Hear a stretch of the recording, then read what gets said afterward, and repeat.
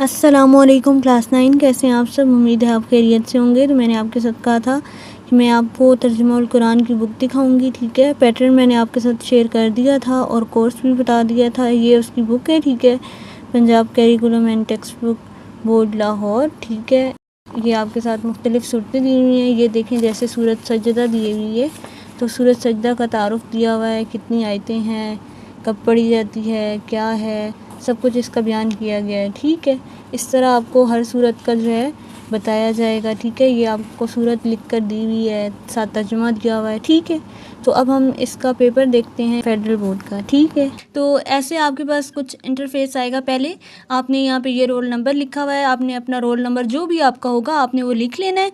जो आपका नंबर होगा ना ऊपर बॉक्स में, वही आपने बबल क्या कर लेना है, फिल कर लेना है। ठीक है, अब मैंने सपोज़ किया कि मेरे पास 9 है इस ब्लॉक में, तो मैंने 9 बबल फिल किया है। नेक्स्ट में 5 है तो 5 बबल, 6 में 6, फोर्थ ब्लॉक में मैंने 4 बबल फिल किया है। देन थर्ड में थर्ड, सेकंड में सेकंड बबल फिल किया है, कर लिया। ठीक है, और वर्जन नंबर आपके पास पहले से फिल होगा। ठीक है, अब उनने शीट्स में ऐसे चेंज कर दिया है। पहले वर्जन नंबर खुद लिखना पड़ता था, आंसर शीट पे होता था, लेकिन अब क्योंकि बच्चे गलत कर देते होते हैं बाज़ औक़ात, तो अब वर्जन नंबर पहले से लिखा होता है। ठीक है, अब हम इसके देखते हैं कि MCQs किस तरह करने हैं, हमने उनको कैसे करना है। ठीक है, चलें जी, हमें सवाल नंबर 1 क्या दिया हुआ है, ये सारे आपके ऑब्जेक्टिव हैं। ठीक है, इनको आपने अच्छी तरह फिल कर लेना है। ठीक है, पहला ऑब्जेक्टिव क्या कह रहा है, शिकाक के मायने हैं।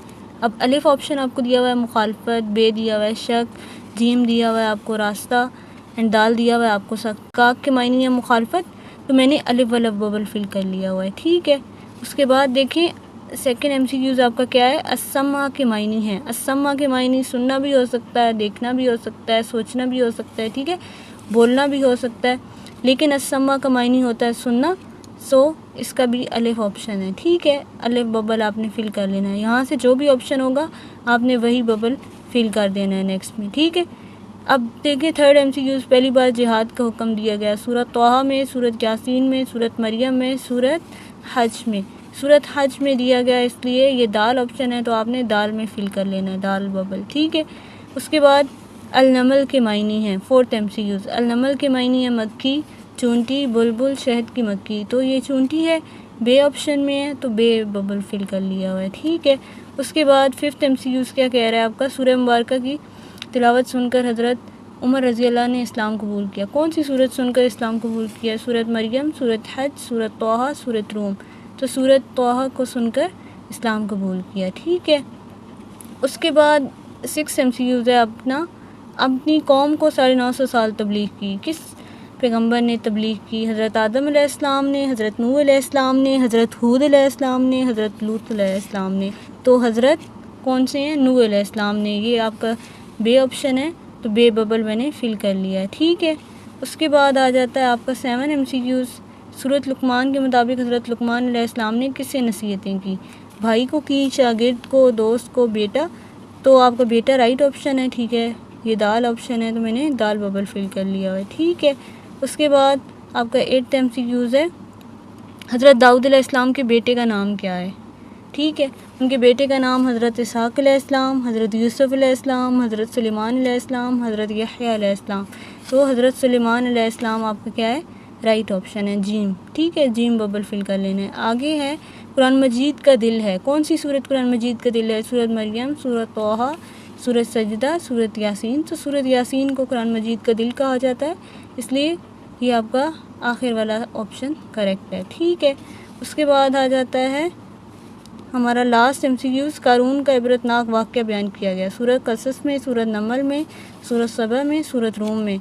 तो सूरत क़सस में बयान किया गया है। ठीक है, ये सारे आपके क्या हैं, राइट ऑप्शंस हैं। हो सकते हैं इनमें से कोई एक या दो रिपीट हो जाएं, लेकिन बताने का मकसद आपको ये है कि इस तरह के आपके MCQs बनकर आ सकते हैं। ठीक है, जैसे शिक़ाक़ा के मायने पूछे हुए हैं, अस्समा के मायने पूछे हुए हैं। ठीक है, और जो सूरतों में बयान हुआ है ना, या किस्से या कुछ भी सूरत के बारे में जो उसका शान नुज़ूल है, उससे आपके क्या पूछे हुए हैं, MCQs पूछे हुए हैं। ठीक है, आई होप आपको क्लियर हो गए हों। इन MCQs को एक बार आपने ज़रूर देख लेना है और इससे आइडिया लेना है, और ये वाले आप पढ़ भी सकते हैं, हो सकता है इनमें से कोई आ भी जाए फेडरल बोर्ड के पेपर में। ठीक है, तो अब हम इसके शॉर्ट देख लेते हैं। लें जी, अब हमें हिस्सा दोम दिया हुआ है, ठीक है। या आपने ई शीट आपको दी जाएगी, आपने ये उस पर फिल करना है, ठीक है। ऑब्जेक्टिव तो आपसे ले लेंगे उधर ही, ठीक है।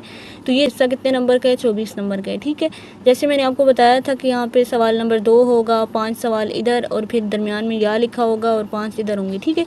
आप यूँ छोड़ सकते हैं आपस में यूँ, लेकिन यूँ नहीं छोड़ सकते, ठीक है।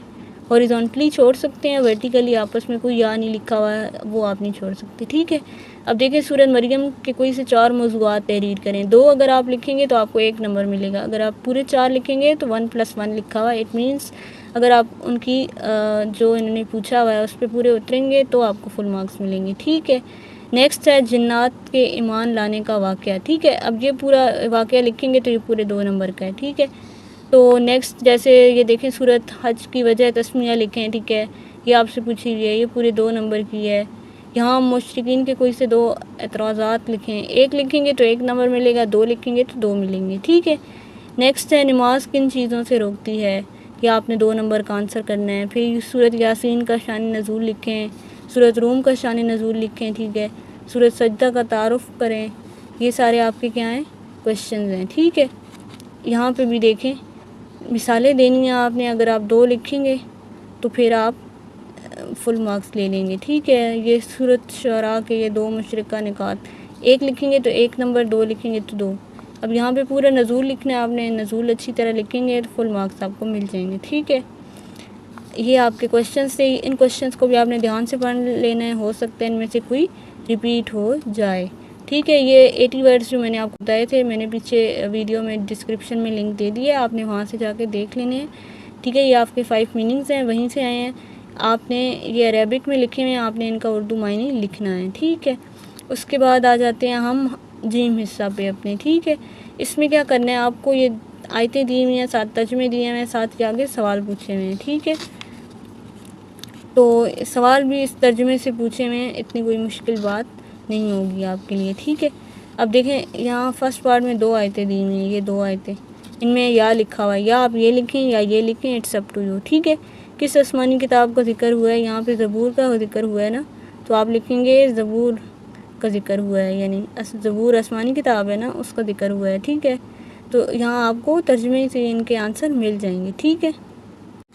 ये देखें अब सेकेंड आयत में ये पीछे आयत लिखी हुई थी, यहाँ तर्जुमा लिखा हुआ है, ठीक है, और साथ या दिया हुआ है। या का मतलब है या आप वो लिखें या ये लिखें, ठीक है।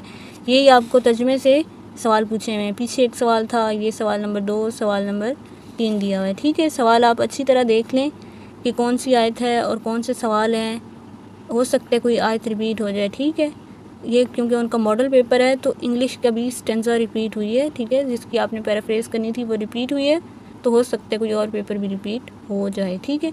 1-2 सवाल रिपीट होते हैं, पूरा पेपर नहीं रिपीट होता, बट फिर भी 1-2 सवाल भी हमारे लिए बहुत मायने रखते हैं, ठीक है।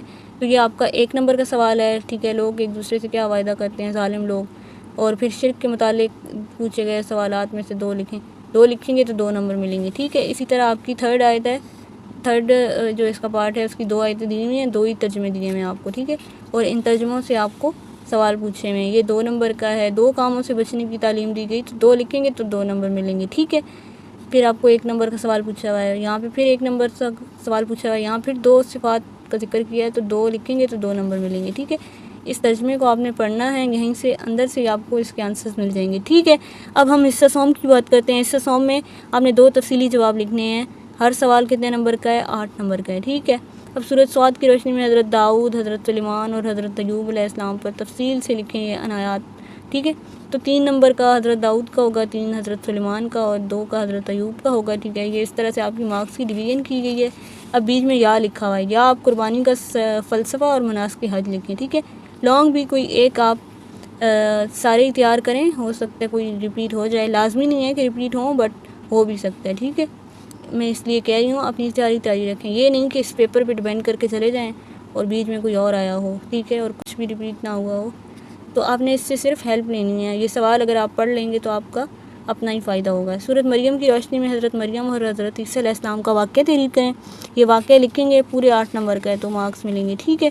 उसके बाद है सूरत तोहा की रोशनी में हज़रत मूसा अलैहिस्सलाम और फ़िरौन का वाक़या तहरीर करें। अब यहाँ पूरा वाक़या लिखेंगे तो आपको फुल 8 मार्क्स मिलेंगे, ठीक है। यही था हमारा सारा पेपर। इसी तरह का आपका बिल्कुल एज़ इट इज़ पेपर आएगा, ठीक है। इस पेपर को आपने ध्यान से देखना है, ठीक है, कि कौन सी चीज़ कैसे आई हुई है और हमने कैसे अटेम्प्ट करनी है, ठीक है। मैंने आपको सारा गाइड कर दिया है।